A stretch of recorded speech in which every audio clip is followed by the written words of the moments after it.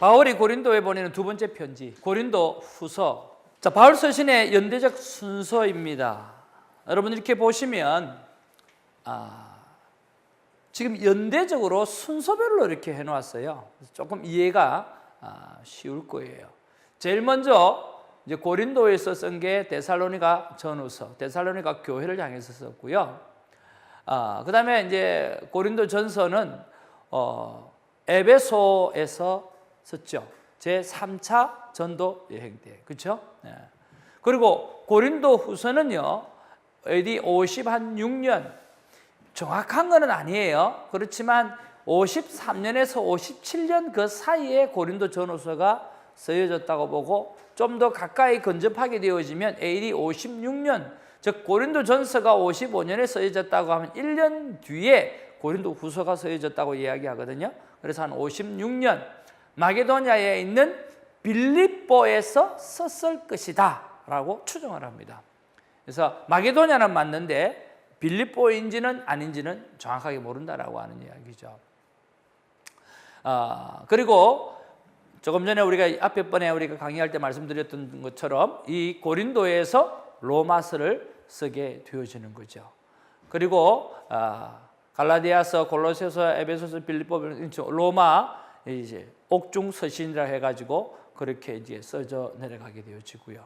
그리고 맨 마지막에 디모데 후서를 쓰는데 66년. 그러니까 어떤 분이 이러더라고요.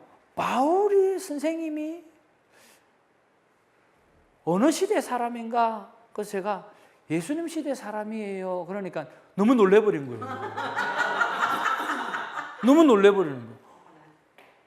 전혀 딴 세계 사람인 줄 알았는데 예수님하고 나이가 비슷합니다. 예수님하고 동시대 사람이에요. 그리고 그러면 AD 한 66년에 이제 돌아가셨다라고 생각하시면 돼요. 동시대, 예수님하고 동시대 사람이고, 예수님은 이제 33세에 돌아가셨으니까, 그죠? 그리고 난 다음에 자기가 계속해서 은혜 받고 복음을 계속 전하면서 AD 66년경에 로마 감옥에서 순교하게 되어지죠. 그래서 고린도 전후서가 저쯤에 들어가고 있구나라고 하는 것을 여러분 좀 생각해 보시면 좋겠습니다. 자, 여기에 보면 여러분 안디옥이 어디 있습니까? 저기에 있죠. 저쪽에 이 안디옥에 빨간 박스를 치워놨는데요. 저거는 여러분 굉장히 중요한 겁니다. 왜냐하면 저기가 바울 선생님이 선교 캠프로 했던 자리가 그 안디옥이에요. 또 조금 더 가면 또 이쪽에 보면 또 안디옥도 있어요. 근데 거기는 아니고 이쪽 요 밑에 예루살렘이 있죠. 예루살렘에서 쭉 올라오면 안디옥. 저기가 선교 캠프예요.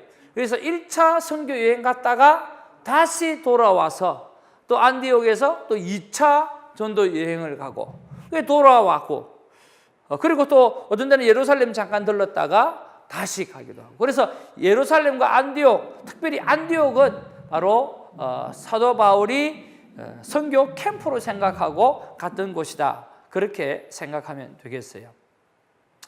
그리고 자, 3차 전도 여행 때 에베소에 있으면서 고린도 전서를 쓰게 되어지는 거죠. 그렇죠? 그 다음에 고린도 교회는 어디 있어요? 저기 있죠. 이 고린도에서 나중에 로마서를 쓰게 되어지고, 그렇죠? 그 다음에 저쪽에 보면 저 유럽이라고 해놓은 데 있죠. 그쪽이 마게도냐입니다. 마게도냐. 그래서 마게도냐 안에 빌립보, 그 빌립보에서 고린도 후서를 쓰게 되어지는 거죠. 그렇구나. 그리고 그 다음에 오늘 로마로 가게 되어지고, 로마에서 잡혀서 옥중서신을 쓰게 되어지면서 그 인생을 마감하게 되어지는데, 마지막 스페인은 가지 못하고, 그 당시에 땅끝이라고 하는 그곳은 가지 못하고 이렇게 돌아가게 되어집니다. 그래서 안디옥 꼭 아셔야 돼요. 이게 선교 베이스 캠프였구나. 그렇게 하고 고린도전서는 에베소에 있을 때 3차 전도여행 때 썼고, 그리고 고린도 후서는 마게도냐 빌립보에 있을 때 쓰게 되어졌고, 그 다음에 거기서 다 고린도 교회가 세틀다운이 다 되고 회개하고 통회하고 잡아가면서 멋지게 빌드업 되어졌을 때 거기서 로마서를 쓰고, 그리고 로마서로 가게 되어서 거기서 인생을 마감하게 되는 그런 일들을 보게 되어지는 거죠. 그래서 여러분 이 백그라운드를 조금 알아야 어디로 갔는지 알게 되어지는 것들이죠. 예. 자, 안디옥에 보십시오. 여기 1차, 2차, 3차 로마행이 있잖아요. 그렇죠? 자, 여기 보니까 1차 파란색 선이 어디 있어요? 스타트가 안디옥이죠. 2차 선교 여행이 점선이 어디 있어요? 여기 예루살렘 쪽이죠. 그렇죠? 예. 그다음에 3차는요. 점선이 또 안디옥에서부터 또 나오죠. 그렇죠? 그래서 안디옥과 예루살렘이, 특히 안디옥을 중심으로 해서 선교 캠프로 해가지고 갔다가 돌아오고 갔다가 돌아오고 갔다가 돌아오고 그렇게 했다라고 하는 거예요. 예.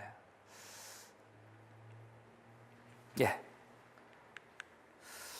자, 우리가 고린도 후서를 배우면서 핵심 구절이 있는데요. 이 핵심 구절을 보게 되어지면 약간 이렇게 감이 좀 잡히고 어떤 내용이구나 하는 것을 조금 알 수 있을 것 같아요. 자, 고린도 후서 3장 5절 같이 읽어보겠습니다. 시작. 우리가 무슨 일이든지 우리에게서 난 것 같이 스스로 만족할 것이 아니니 우리의 만족은 오직 하나님으로부터 나느니라. 아멘. 고린도 후서 3장 18절 시작. 우리가 다 수건을 벗은 얼굴로 거울을 보는 것 같이 주의 영광을 보며 그와 같은 형상으로 변화하여 영광에 영광에 이르니 곧 주의 영으로 말미암음이라.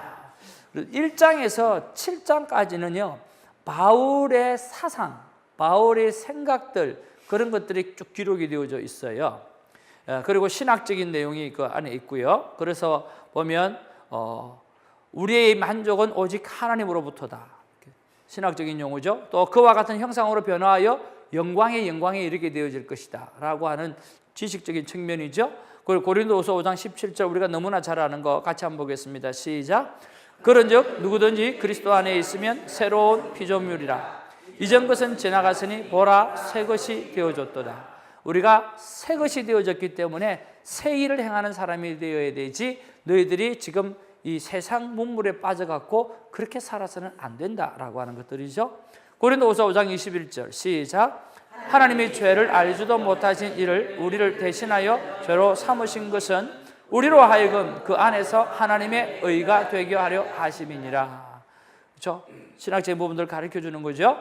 그 다음에 고린도후서 10장 5절 하나님 아는 것을 대적하여 높아진 것을 다 무너뜨리고 모든 생각을 사로잡아 그리스도에게 복종하게 하니. 그래서 7장까지는 그런 내용이고 8장, 9장에 들어오면서는 뭐냐고 하면 이제 연보에 관한 거, 연보에 관한 것들을 제 이야기를 좀 하고 있고요. 그 다음에 10장, 11장, 12장 그렇게 넘어가면서는 뭐냐고 하면 이렇게 지금 딱 쓰고 있는데, 그래서 고린도 후서는 나중에 설명하겠지만 아주 따뜻해요. 자, 고린도 전서가 책망이라고 한다고 하면 고린도 후서는 뭐라고 그랬죠? 위로. 기억하시네요. 그래서 고린도 후서에 딱 들어오면서부터 오늘 예수 그리스도 그리고 위로라고 하는 이야기, 기쁨이라는 이야기가 굉장히 많이 나와요. 그래서 고린도 후서는 바로 위로에 관한 이야기예요. 그렇게 좋은 이야기잖아요. 그리고 따뜻하고 좋은 이야기가 굉장히 많이 있다가 격리하고 그렇게 하다가 또 그런 것들이 좋아지니까 나중에 어떻게 되죠? 연보까지 이야기가 나오는 거예요. 자, 우리가 그렇다고 하면 이제는 오늘 예루살렘 교회를 향해서 지금 우리가 너무나 힘들어하고 있는 예루살렘 교회를 향해서 우리가 연보를 하자. 이 연보는 구제를 이야기하는 거예요. 사도 바울은 구제를 굉장히 좋아했어요. 그래서 이 구제 헌금을 모아가지고 이제 예루살렘 교회를 도와주자라고 하는 이야기까지 했어요. 그런데 희한한 게 그까지는 너무 좋잖아요. 그런데 10장으로 들어가면서부터 또 막 치는 이야기가 나와요. 교회에 대해서 계속 이야기하는데 대표적인 게 뭐냐면 거짓 선지자에 대해서 이야기하는 거예요. 그래서 우리가 신학자들이 이야기할 때 그렇게 해서 쭉 써나오고 참 좋았는데 쓰는 기간 동안에 고린도 교회의 소식이 또 들리는 거야. 들리는데 보니까 거짓 교사들이 들어온 거야. 그래가지고 제일 먼저 긁고 넘어지는 게 사도 바울의 사도성에 관해서 긁고 넘어지는 거예요. 자, 사도 바울은 못생겼어. 말도 제대로 못해. 그 다음에 사도성이 없어. 예수님에게 동시대에 살았지만 예수님의 제자가 아니야. 다메섹에서 만났다고 하는데 그 월요일 어떻게 알아? 그러면서 오늘 헬라 문화가 가지고 있는 오늘 그 육체는 썩었고 영혼은 고귀하다라고 하는 그런 차원에서 오늘 그들은 그렇게 생각하고 있는데 사도 바울은 육체의 부활에 대해서 이야기하니까 이런 사상에 대해서 틀렸다고 이야기하는 거예요. 말도 제대로 못해. 생긴 것도 그래. 그리고 그가 이야기하고 있는 주장하는 모든 것들이 오늘 우리 헬라 사상하고는 맞지도 않아. 그런 것들을 막 이야기하기 시작하면서 사도권에 대해서 막 쥐어 흔들기 시작하는 거예요. 그러니까 사람들이 어떻게 돼요? 여러분 신천지가 들어오면 제일 먼저 흔드는 게 뭐예요? 제일 먼저 흔드는 팀인들이요, 목회자에 대해서 조금 안티적인 생각을 조금이라도 가지고 있는 사람을 건드려요. 그래서 조금만 더 흔들면 이제 다 넘어가는 거죠.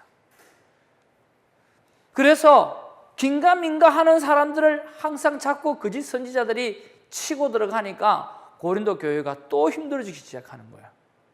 그러니까 다시 이 거짓 선지자에 관해서 그리고 사도 바울의 사도성에 대해서 다시 강조하기 시작하는 거예요. 그리고 자기 개인적으로 오늘 삼청천에 갔다 왔던 천국을 보고 왔다는 이야기, 이런 것들을 사실은 뭐 이런 걸 자랑하는 걸 별로 원하지도 않는데, 왜냐하면 그런 것들을 내가 프로브하기 위해서 사도 바울이 이야기를 하는 내용이 바로 10장, 11장, 12장 그렇게 되어지는 거예요. 13장은 마지막 인사를 하게 되어지는 거고요. 그래서 1장부터 7장까지는 오늘 위로, 격려, 기쁨, 그리고 사도 바울이 생각하고 있는 복음에 관해서, 그리고 8장, 9장은 우리가 구제하자, 우리가 이런 믿음을 가지지 구제하자, 그리고 10장부터 들어와서는 고린도 교회의 소식이 들려졌는데 그 소식에 의해 거짓 선지자들이 지금 판을 치면서 사도 바울의 사도권에 가서 긁고 넘어지기 시작하니까 거기에 대해서 다시 책망하기 시작하고 정신 똑바로 차리라고 이야기하면서 이야기하는 게, 나는 사도 중에 사도다라고 이야기하고, 그리고 나는 천국을 경험했다라고 이야기하면서 자기 변론들을 막 하게 되어지는 이야기가 바로 고린도후서의 이야기라고 하는 거죠. 자, 그러면 이 고린도후서를 우리가 이해할 때 그 백그라운드를 이해하지 못하면 참 어려운 본문이 고린도후서예요. 왜 어렵게 느껴지느냐라고 하는 것은 중간에 편지가 2개가 빠졌기 때문에 그 빠진 것을 통해서 어떻게 메꿔야 될지 모르니까 오늘 갑자기 왜 이렇게 변했는지를 모르는 거예요. 왜 지금 봐보세요. 지금 고린도전서가 문제가 많았잖아요. 그런데 왜 갑자기 고린도후서에서 기쁨과 위로가 막 나오냐고요. 중간에 뭐가 없잖아요. 그렇잖아요. 그래서 고린도 교회를 향해서 쓴 편지는 어떤 신학자는 3편의 편지를 썼다고 하는 사람이 있고 어떤 신학자는 4편의 편지를 썼다고 하는 사람이 있어요. 그래서 저는 4편에 가까운데요. 3편으로 이야기하는 사람은 조금 전에 이야기했듯이 1장부터 7장까지는 말이 맞죠. 그리고 8장, 9장에도 좋은 관계 속에서 연보를 하고 그다음 구제하자 말도 맞죠. 그런데 갑자기 치는 이야기가 나오잖아. 그래서 이거는 아니다. 이게 바로 오늘 눈물의 편지, 바로 그 편지를 이쪽에 집어넣은 것 아닌가라고 생각하는 사람은 3편이 되고, 그걸 따로 세프레트해서 구분하는 사람은 4편이 되는 거예요. 그래서 오늘 1편부터 4편까지가 어떻게 이어져 가는지를 여러분이 듣고 나면 1장부터 오늘 9장까지의 모든 스토리가 이해가 되어져요. 그런데 그것을 듣지 않으면 이해하기가 쉽지가 않은 부분들이 있어서 이제 바울이 고린도 교회에 보낸 편지 순서와 배경에 대해서 설명을 해드리려고 합니다. 한번 따라하죠. 3번의 방문, 4번의 편지. 그래서 3번을 고린도 교회에 방문을 하고요. 그리고 4번의 편지를 쓰게 되는 것이 고린도 교회에 쓴 편지예요. 첫 번째 편지는요, 우리 고린도전서 5장 9절 말씀인데 이렇게 나와 있어요. 내가라고 하면서 같이 한번 읽어보겠어요. 시작. 내가 쓴 편지에 음행하는 자들을 사귀지 말라 하였거니와. 이 편지는 없어요. 여러분 찾지 마세요. 예. 자, 여기 보니까 내가 너희에게 쓴 편지에 뭐라고 그랬어요? 음행하는 자들을 사귀지 말라. 그럼 이 편지를 쓰고 있는데 쓴 편지가 있다는 거 아니에요? 그럼 첫 번째 편지가 있다 없다? 있죠. 그죠? 이 첫 번째 편지가 뭐냐고 하면 음행에 관해서 오늘 단둘이 하는 그런 짤막한 편지가 있었다는 거예요. 예. 그게 첫 번째 편지고요. 그리고 그 편지에 대해서 지금 이야기하고 있으니까 두 번째 편지는 뭘까요? 고린도 전서가 되어지는 거죠. 그래서 고린도 전서 배경에 대해서 우리가 한번 읽어보기를 원합니다. 그 후에 시작. 그 후에 고린도 교인들로부터 예배의 질서 및 외부 세계에 대한 그리스도인들의 관계와 관련한 몇몇 문제들에 대한 질문을 받고 두 번째 편지인 고린도 전서를 보냈다. 54년에서 55년 에베소에서 제3차 전도 여행 때라고 우리가 할 수가 있죠. 그래서 고린도 전서는 이야기를 쭉 했죠. 그렇죠? 오늘 고린도 교회가 문제가 많고 그 다음에 여러 가지 교회에 문제가 있고 또 그것을 질문해 오고 그리고 그 질문에 대한 답변을 하고 그러면서 또 책망하고 하는 그런 내용이 고린도 전서의 내용이죠. 너희가 쓴 문제에 대하여 내가 말하면 남자가 여자를 가까이 아니함이 좋으나 그리고 남자 여자가 쓴 문제 이야기하기도 하고 음행을 피하기 위하여 남자마다 자기 아내를 두고 여자마다 자기 남편을 두라. 뭐 이런 이야기들, 그런 이야기들이 고린도 전서 안에 있죠. 모든 문제에 대해서. 그렇죠? 그 다음에 세 번째 편지가 뭐냐고 하면 고통의 편지라고 이야기하기도 하고요. 그 다음에 눈물의 편지라고 이야기하기도 하고요. 그 다음에 음한 질책의 편지라고 이야기하기도 하는 편지예요. 그러니까 사도 바울이 너무너무 고통스럽다는 거예요. 그러면서 썼던 편지, 또 정말 괴롭고 힘들어서 눈물로 썼던 편지, 그리고 음하게 질책하는 조에 썼던 편지, 바로 그것이 오늘 세 번째 편지인데 이 세 번째 편지를 많은 신학자들이 방금 이야기했던 대로 세 편으로 보는 사람은 바로 편집할 때 10장, 11장, 12장 그쪽으로 붙였다는 이야기가 있고 안 그런 사람은 오늘 세 번째 편지를 따로 떼는데 이 편지도 우리가 찾아볼 수는 없는 거죠. 배경 설명을 한번 쭉 보도록 하겠습니다. 같이 한번 읽겠습니다. 시작. 고린도 전서와 고린도 후서 사이에 1년이 채 안 되는 기간에 고린도 교회에 급박한 일이 있었음을 알 수 있다. 바울은 고린도 전서를 쓸 당시 에베소에 머물러 사역을 했다. 그때 스스로 사도라고 말하는 거짓 선생들이 고린도로 들어왔다. 그들은 바울의 진실성과 사도로서의 권위를 비난했다. 고린도 교회는 바울의 메시지보다도 거짓 선생들의 말을 귀담아 들었다. 그 결과 고린도 교회와 바울의 관계를 흔들렸다. 사도는 이런 심각한 상황을 해결하기 위해서 미리 밝혔던 여행 계획을 변경하고 고린도 교회로 급히 갔다. 이때가 두 번째 방문이다. 그러나 그 방문의 결과는 실망이었다. 모욕과 굴욕을 당하고 쫓겨나다시피 한 것으로 보인다. 그는 에베소로 다시 돌아와서 양들에게 마음에 큰 눌림과 걱정이 있어 많은 눈물로 편지를 써서 디도 편에 보냈다. 이것을 우리는 고통스럽고 엄한 편지 또는 눈물의 편지라고 부른다. 자, 이 말이 무슨 말이에요? 여러분 성경을 한번 보시기를 바랍니다. 고린도 후서 2장 4절 말씀이요. 있어? 썼다고 그랬죠. 그렇죠? 그럼 뭐 썼다라고 하는 이야기는 편지가 있었다 없었다? 있었다라고 하는, 어떤 편지? 방금 이야기했던 마음의 큰 눌림과 걱정이 있어 많은 눈물로 편지를 썼다라고 했어요. 그리고 그걸 누구 편으로? 디도 편으로 보냈다라고 하는 거죠. 그렇죠? 그러니까 여기 세 번째 편지가 있다는 거죠. 근데 그 세 번째 편지의 내용이 어디하고 비슷해요? 쭉 읽어보니까 사도권에 관한 이야기, 그렇죠? 바로 10장 이후의 사건들하고 비슷하다는 거죠. 그래서 어떤 신학자는 거기에 붙였다라고 하는 사람이 있고 따로 떼었다라고 하는 거죠. 근데 중요한 거는 뭐예요? 이런 일이 있었기 때문에 다시 그들에게 도전을 주었던 편지가 있어요. 고린도 전서의 책망으로 끝난 게 아니라, 책망으로 그때 전서 쓰고 끝난 그때 바로 회개한 게 아니라 어떤 일이 있었어요?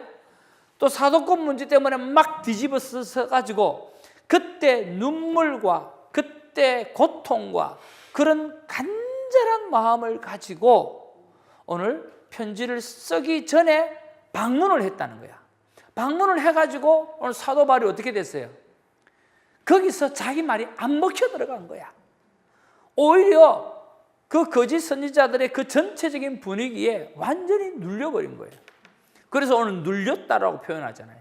걱정이 충만했다고 표현하는 거예요. 그리고 돌아와서 에베소에서 다시 그 편지를 쓰는 거예요. 그리고 누구 편으로 보내요? 디도 편으로 보내요. 디도 편으로 보내고 난 다음에 이제는 기다리는 거예요. 이제는 기다리는 거예요. 그래서 사도 바울은 이 디도가 이 고린도 교회가 첫 번째 편지 그랬지, 두 번째 편지 그랬지, 가서 또 그런 일을 만났지. 너무너무 교회를 향해서 안타까운, 어떻게 세운 교회인데, 어떻게 했던 교회인데 그런 안타까움을 가지고 있는데, 그리고 다시 좀 눈물의 편지를 보내고 난 다음에 고린도 교회가 어떻게 되었을까? 궁금했을까요? 안 궁금했을까? 엄청나게 궁금했던 거예요. 그리고 디도를 만나기를 막 기다린 거죠. 그래서 나중에 마게도냐에서 디도를 만나요. 만나고 난 다음에 어떤 일이 생기느냐고 하면 디도가 이야기하기를 고린도 교회가 변화되어졌다라는 소식을 듣게 되어주는 거죠. 그러면서 네 번째 편지, 바로 고린도 후서를 쓰는데 그때는 뭐예요? 변화되어진, 회개하고 돌아온 그 고린도 교회에게 위로와 격려를 보내는 그런 편지를 쓰는데 그 내용이 고린도 후서라고 하는 거죠. 무슨 말인지 이해가시죠? 그런 첫 번째, 두 번째, 세 번째 이런 일이 있어서 고린도 후서를 썼다는 것이 되어져야 1장부터 7장까지 여러분들이 볼 때에 이해가 되어지는 부분들이 생기는 거예요. 안 그러면 이해가 잘 안 돼요. 자, 여러분 오늘 이렇게 들으셔서 이제는 큐티를 하다 보면 목사님이 이래서 이런 말을 했구나 라고 아하 할 때가 큐티할 때 오게 되어질 거예요. 2장만 가도 그렇게 되어지는 거예요. 자, 그러면 네 번째 고린도 후서 우리 한번 읽어보기를 원합니다.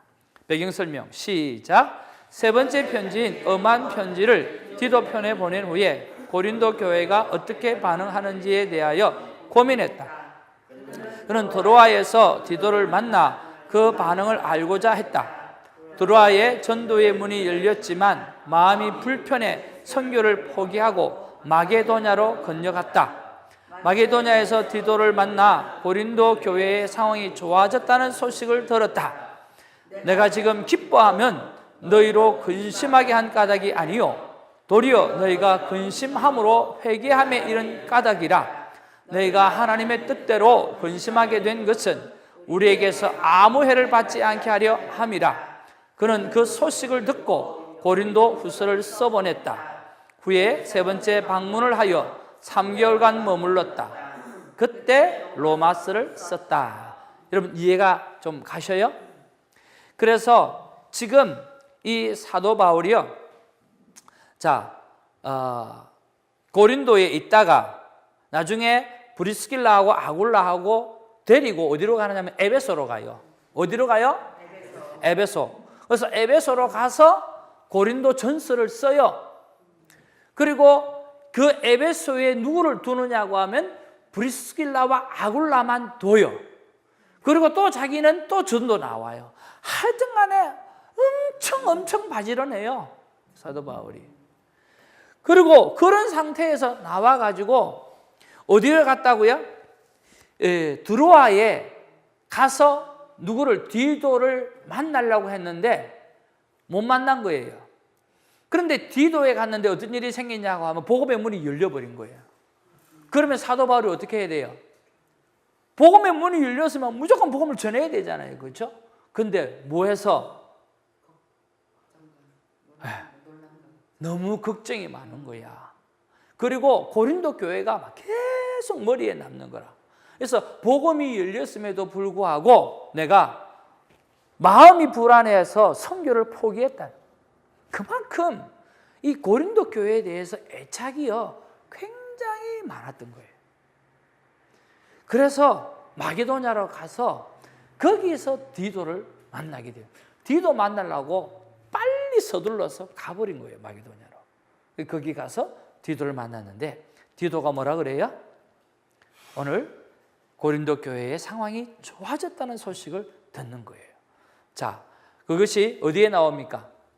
고린도후서 7장 5절에서 13절의 내용이에요.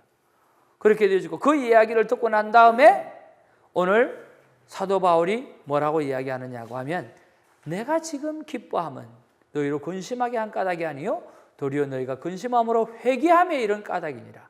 그렇죠? 회개를 했다. 그러므로 내가 기뻐한다. 그렇게 이야기하고 있죠. 그렇죠? 그리고 그 이후로 고린도 후서를 썼는데 그러면 내용이 어떤 내용이 될까? 또 책망해요? 회개했는데 좋은 소문이 돌아왔는데 또 책망하냐고? 아니죠. 뭐 해야 돼요? 격려하고 위로하는 이야기가 고린도 후서라는 거죠. 그리고 세 번째 방문하게 되어져서 3개월간 머물렀다가 로마서를 쓰게 되어지는 것이 바로 고린도 지역에서 했다라고 하는 거죠.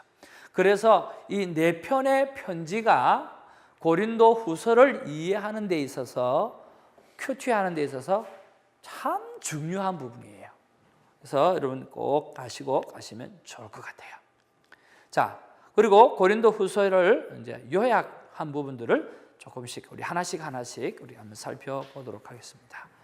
자, 고린도 후서의 요약 1번 다 같이 읽겠습니다. 시작. 고린도 교회의 신자들에게 안부 인사를 하고 왜 그가 원래 계획대로 그들을 방문하지 못하였는지를 설명한 다음에 바울은 그 사역의 성격을 설명한다. 원래 계획대로 방문하지 못했던 이유가 뭐죠? 그렇죠. 고린도 교회에 대해 걱정이 너무너무 많은 거예요. 그렇죠? 그래서 계획을 자꾸만 바꾸는 거예요. 그래서 드로아에 갔다가 마게도냐로 갔다가 어쨌든 그런 마음이죠. 두 번째, 시작. 그리스도를 통한 승리와 하나님 앞에서의 신실함은 교회에 대한 그의 사역의 특징이다. 오늘 그런 신실함을 가지고 끝까지 복음을 전하는 그런 사람들을 보죠. 자, 3번 시작. 그는 그리스도의 사역을 율법의 정죄의 직분과 비교하면서 강한 박해에도 불구하고 사역의 타당성을 선언한다. 그래서 엄청난 시련을 겪죠. 그럼에도 불구하고 고통의 편지를 써가면서 복음을 전하는 그런 모습들을 볼 수 있죠. 자, 네 번째 시작. 5장은 기독교 신앙의 바탕, 곧 신자의 새로운 반성과 그리스도의 의와 우리의 죄의 교환을 요약한다. 같이 읽죠. 시작. 그런즉 누구든지 그리스도 안에 있으면 새로운 피조물이라 이전 것은 지나갔으나 보라 새 것이 되었도다. 자, 다섯 번째 시작. 6장과 7장에서 바울은 자기 자신 및 사역을 옹호하고 또한 고린도 교인들에게 다시 한번 그들에 대한 진실한 사랑을 확인시켜 주면서 회개와 거룩한 생활을 권고한다.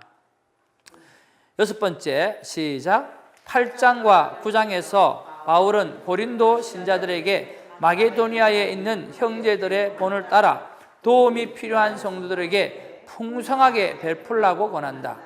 그는 그들에게 은혜로운 연보의 원리와 보상을 가르친다. 그래서 이제 8장과 9장에 대해서는 우리가 헌금 생활에 대해서 이야기를 하고 있는 거죠. 그래서 하나님께서 원하는 것은 우리가 항상 가난한 자와 고아와 과부를 돌아보는 이 돌봄의 연보, 이 돌봄의 섬김, 이런 것들이 굉장히 귀하게 생각하는 거죠. 제가 신학대학원에서 공부를 할 때 아주 귀한 교수님 한 분, 삶과 생활이 그러니까 거의 비슷하신 분이죠. 저는 그런 분이 참 좋아요. 뭐 이름을 거론해도 될 정도로 그 부부인데 크리스나 강 교수님하고 피러 강 교수님이에요. 풀러 공부를 하시고 선교학 공부하시고 나왔는데 참 삶과 그다음에 신앙생활이 일치되고 이 지구상에 문제가 생기면 자기 자식하고 제일 먼저 비행기 타고 날아가서 그곳을 돌아보고 올 정도로 아주 귀한 분이에요. 참 그분을 되게 사랑해요. 근데 그분이 제자 훈련에 관해서 이야기할 때 한마디로 딱 말씀하시더라고요. 제자 훈련은 무엇인가라고 이야기할 때 그것은 돌봄의 미니스트리다, 그렇게 이야기하더라고요. 새롭게 들렸어요. 새롭게. 제자 훈련하면 우리 예수님을 닮는 거 뭐 이런 거 이야기하잖아요. 그렇죠? 그것만 해도 되게 깊다고 생각하는데 제자 훈련이라고 하는 것은 바로 오늘 돌봄이다. 돌봄의 사역이다라고 이야기하는 거예요. 예수님께서 12제자를 돌보아 주셨다는 거죠. 그래서 그 12제자가 그 예수님의 돌봄을 통해서 또 다른 이웃들을 돌보게 되어졌고, 그리고 팔레스타인 땅을 단 한 번도 떠나가지 못했던 그 제자들을 통해서 오늘 우리까지 예수를 그리스도로 영접하게 되어졌다라고 하는 거죠. 한번 따라합시다. 제자 훈련은 돌봄의 훈련이다. 그래서 하나님이 우리를 돌본 것처럼, 예수님이 우리를 돌본 것처럼 오늘 우리도 우리 주위를 돌보아야 한다라고 하는 것이 바로 기독교에서 흐르는 아주 사랑의 사상이라는 거죠. 그래서 풍성하게 베풀라, 구제하는 일, 돌보는 일, 이런 것에 대해서 사도 바울은 굉장히 귀하게 생각을 했습니다. 7번 같이 읽겠습니다. 시작. 바울은 그들을 향한 그의 권위를 다시 언급하면서 서신을 마친다. 8번 그는 고린도의 성도들에게 거짓 사도들의 격렬한 반대에도 불구하고 신실함을 보여줄 것을 당부한다. 9번 그는 부덕불 자신의 사도 자격과 그리스도를 위한 그의 고난을 자랑해야 하는 상황 속에서 자신을 어리석은 자라고 부릅니다. 그러니까 거짓 사도들 앞에 사도권에 대해서 자기가 분명하게 드러내야 되잖아요. 그렇죠? 그리고 그러면서도 자기는 어리석은 자라고도 고백하기도 하고, 또 우리 10번째 가면은 이제 천국 환상에 대해서도 이야기하고, 그러면서 자꾸만 자신의 사도권에 대해서 프로브하는 그런 일들이 나오죠. 사도 바울의 서신을 보면요, 이 사도권에 대해서 이야기하는 서신이 있고 이야기 안 하는 서신이 있어요. 그래서 나 사도된 바울은 이렇게 이야기할 때는 그 지역에 사도권이 문제가 됐을 때는 써요. 그런데 나 사도된 바울은 이런 문구를 안 쓰는 데가 더 많아요.